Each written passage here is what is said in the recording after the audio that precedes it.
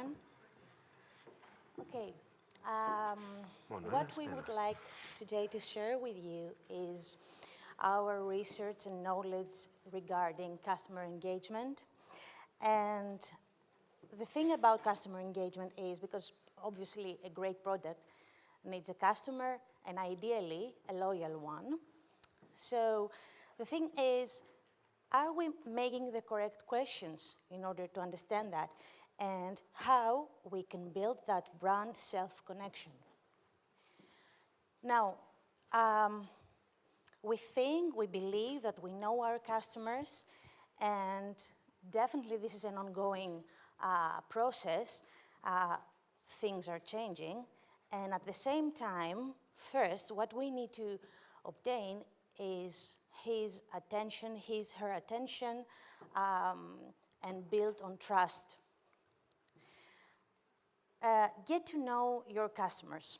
Okay, we need to be successful, we want to be successful, and at the same time, make sure that you think about it the other way around, not thinking it from your business point of view, but think about it from the customer point of view, and think about how you can create value for this person, and what is her pain point that you can actually help. And this way will lead you to a better way to actually find those people and make your customer base basically larger. Now, we need first to understand. We need to understand how humans interact with information. And there is a significant difference between when someone is actually seeking for an information. It definitely has to do with her interest and value to them. At the same time, when people actually observe an information that we offer to them, it has to do with their needs. So it's a bit more complicated and more significant for them. Let's talk about motivation. Okay, we need to be motivated in order to process the information that we have in front of us and grab that attention there that we definitely need. And to actually motivate someone to look at our information, we need to make sure that we are creating a space that is risk-free.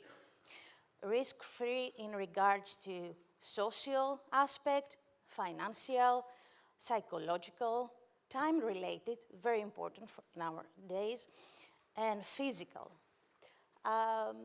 Also, it has to do with their needs. We need to make sure that they feel safe.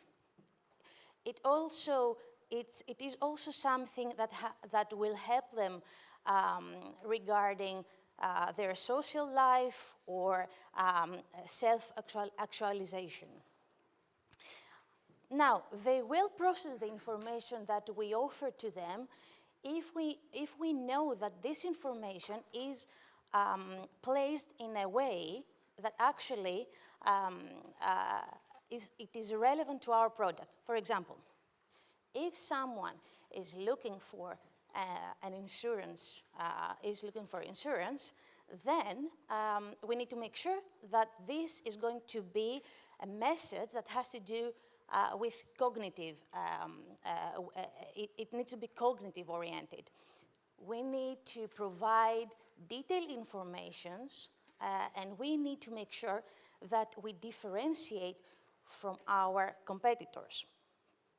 Now, if we are talking about, for example, a product that is related to entertainment, for example, then it needs to be the effective way that we need to follow, which has to do with strong emotions. We need to make sure that they feel and they get that sense. Now, what we can do to, and what we cannot do, to actually motivate, get the attention that we need in this busy environment, and we can make sure that someone actually understands us. Before going to do's and don'ts, I would like also to add something here. Very recently, a research showed us that there are about 400 patents, ideas out there, and only 25 of those actually became actual products, successful ones. And those that actually gained money, created money, were only 2 or 3 of those. So these numbers show us something. It shows us that there are plenty of people out there having great ideas, and they are very passionate about those. But passion doesn't make money, so they need to be very focused on the way they approach their customers and how they stick to the promise that they make this first time. So, regarding this, how your offering can help customers attain these positive outcomes. Link your message to how your product can help them achieve their goals. Talk about how offering can avoid negative outcomes, and maybe this can be a combined campaign following the first one. Keep it simple. A few words is just enough. They will understand if it's clear and targeted. And of course, reinforce that campaign, that message, that first page of your product with visual sounds or experience from the past that they will relate. Address customers with you. It will certainly help. And emphasize on novelty and unexpectedness and contrast. Now, what we don't have to do is being repetitive. I know that many of us spend hours and a lot of money on campaigns and advertising. Yes, it helps, but not always. And there is a budget behind everything. So we don't have to be repetitive. We don't have to be intrusive. And if we are going to use fun ways to communicate with our customers, then we need to make sure that it is very, very carefully placed and it won't be insulting to anyone. Last but not least, we don't have to copy our competitors, not even close. Now, regarding our product attachment, we need our customers to have that connection with our product, and we need to build on trust and love in order to gain that connection.